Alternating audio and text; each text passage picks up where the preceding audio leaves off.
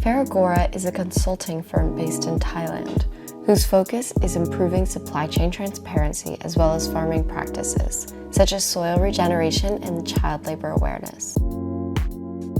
Through this project, I learned that it's very important to work in a team, even if you are at greater distances, like all of us are in France. We had over 6 nationalities, which was something that I've always wanted to do, but never had the opportunity.